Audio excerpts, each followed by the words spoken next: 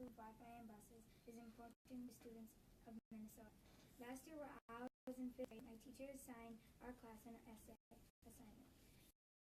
He asked each of the students to write about something they would like to change in our school. After some thought, I chose to write about our school.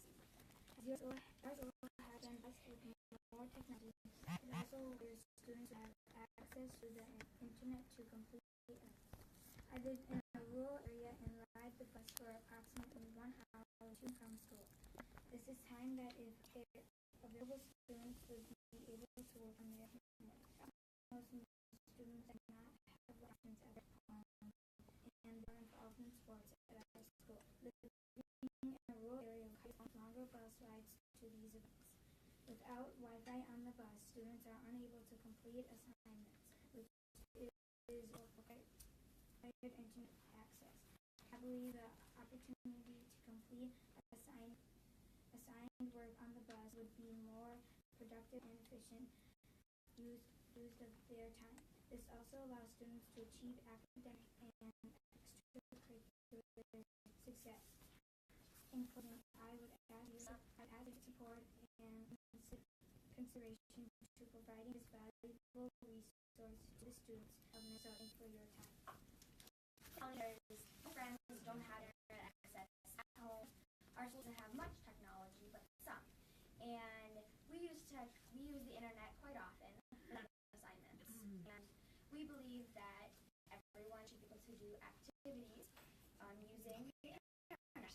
So we studied Addis, who mom's friend, helped us give us the idea of starting the Methodist newspaper on the world. And the way that I came to become the editor of this newspaper was my mom was a realtor, so when she was selling a stand in Grand Marais for her husband, they needed to find 4 corner property stakes. And the stakes were quite hard to find. They were buried and rotted with leaves and stuff, and I found 2 of the 4. And that showed Anne that I had an attention for detail, a hard-working ethic, and very organized. And now a year later, I became the editor, and now I have my friends on board, kids in my school. It's grades 4 through 8, and it's online at borealcorps.org, and it's a branch out of the site up north called boreal.com, which connects us to weather, news, sell and swap, and pretty much everything that's going on in our community. So, yeah, and we'll also be able to do projects with her. She's done this before in the cities, and so it's a branch off. Thank you.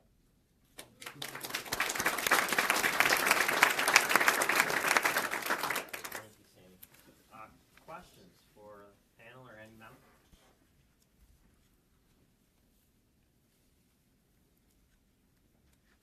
You said it all. Mark Johnson, I have a question. You talked about the ratio in the grant program. Right now it's a 50-50. What are you seeing would be acceptable that would get providers out into the areas they can't reach? Yeah, I mean, I wish I knew the exact answer to that, but things talk that I've heard and when talking with providers, 60 to 70% would, I think, would maybe get us over the hump on that. That's where I would see it.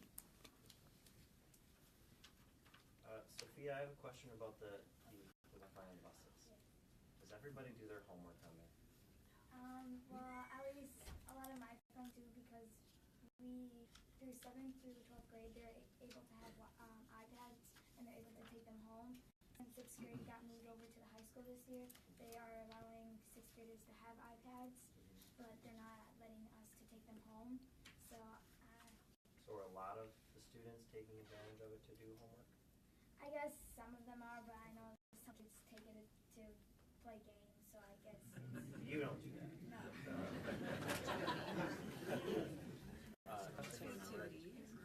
So I've never heard the range of what is an affordable price for the internet services and at what speed level. So I've heard somebody say like $600 per month, and what is acceptable? What would be a fair price? Conversation or information on that? Mark? Well, we started our retail operations, RS Fiber, about 13 months ago, and our minimum speed, we offer 50 megs up and 50 megs down. These are all with no data caps for $50 a month. And I have 100 megs up and 100 megs down at my house. It's amazing, and I don't need it, but I just got it for and I pay $70 a month. And I believe our Gigabit, which is symmetrical, I believe it's $120 a month. So no data cap. So that's what I find acceptable. And symmetrical meaning same upload and download speed. Right. For example, last year before I got it, I tried to do something on Shutterfly, and that's in the cloud. You got to send up all these, and it was just crazy. I couldn't do it. So this last Christmas, I have this 100 megs, and I uploaded 165 pictures in about 5, just with, and it was amazing. Just amazing. Yeah, and I'll add to that. I mean, I talked about the cities with good access and areas around it, obviously, that don't, where I can pay $53 for 70 meg service in town, and out of town they can pay that much for the 0.8 or the whatever that you're talking about. What we're expecting, right, through the CAF bill that's going on, what we've been told is at least advertised prices for in other words, nationally advertised, which would be competitive prices for the rural areas that they're building. So, if you see it on TV or you see it in the paper, that's what we're expecting to get, because that's what we expect as the affordable, essentially market rate. So, Chris? Chris Mitchell with the Institute for Local Self-Reliance. It sounded from the previous panel that there would be no discussion of changing the policy around the border-to-border fund. And I'm curious if anyone can reflect on experiences with the challenge process and how that's impacted the grants and that you sought or that you might be considering in the future.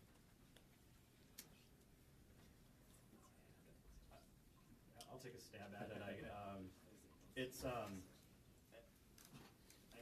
think it's valid to have some sort of challenge process. Certainly that makes sense. So we're not duplicating investment. We're assuring that the state's money or private investment is going to appropriate areas. But I think one of the things that everyone is still waiting to be seen is those applications that maybe weren't funded, that were good applications because of the challenge process. Are we going to be able to hold people accountable to now provide that level of service because a project wasn't funded? And so, I think we're all hopeful that they do. We just need to make sure that they're held accountable for that. We had a challenge process. I don't know if we challenged the last one. We partnered with the RS Fiber partnered with Hiawatha Broadband, who is our operator in Renville County, to build a backbone throughout Renville County. And I don't know if we were challenged, but there was the threat of a challenge, so we had to stay away from cities, which is okay. We had to stay a couple of 3 miles out of the city as we made our way around out to the west of Renville County and back in to connect to 2 points on our network. So it has an effect. I don't know if it was negative or positive. Anytime you put up an obstacle, people are going to go around it or underneath it or over it. But I suppose it's a good process because you don't want dollars wasted. I have a question based on some things we were hearing this morning from legislators talking about wireless. The gist of it seemed to be we don't know what's coming, so we don't know if we want to invest dollars. How do the panel see that approach, and are you hearing from people in the community that they're more comfortable waiting for what might come next? Raise your hand if you want to wait. right. I was going to say, right. Waiting is a game again. We're sitting here in the Capitol, and we've seen what? No transportation bill, no bonding bill, no tax bills. And you come down here, and it's like we are in a cloud because the smoke's all around with nothing happening, but it seems to be a big flurry of activity here to get nothing done. We need to pressure these people and just keep moving forward. Well, we can't stop moving forward. We should do it now. We should have done it a decade ago.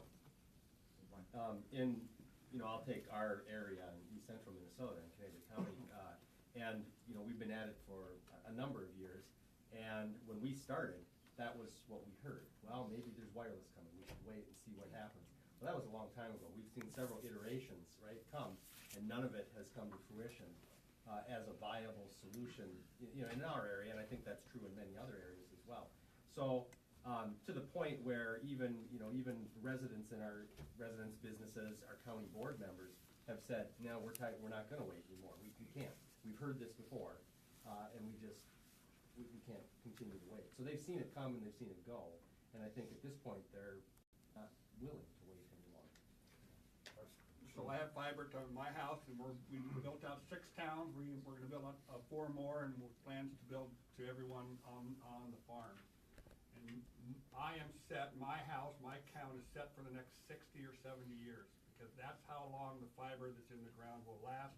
The amount of bandwidth that I can put over one strand of fiber is unfathomable. I mean, it's 9.2 terabits over one strand of fiber with today's lasers. Now, that's a lot. I mean, it's an incredible amount. So I believe in fiber. I think it's a long-term investment. What you pay to put in the ground is good for 60 or 70 years. You change the electronics, and that's easily addressed in a business plan. You'll hear about 5G wireless. 5G wireless. It is not a rural solution. It is a metro solution. The standards for 5G are 5 years out. Just the standards for 5G are 5 years out. It will be 10 years before you see any significant deployment. To do 5G out in the rural areas, you have to have a tower every mile and a half of our, that just makes no sense. I say make the investment, and we did a public-private partnership. Our cities, our residents put their tax dollars on the table and said, borrow against our ability to raise taxes. And we haven't put any tax dollars into our project at all. It's possible we might down the road if it fails, but I don't think it will fail based on the amount of support that we have. So it's a leverage to make that higher cost investment that's necessary.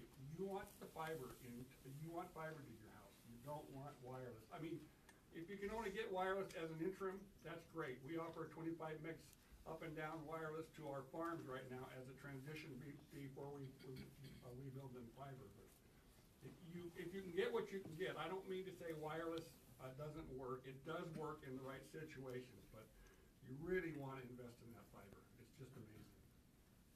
With that, I think we've run out of time. I want to thank all of you for being here, and we have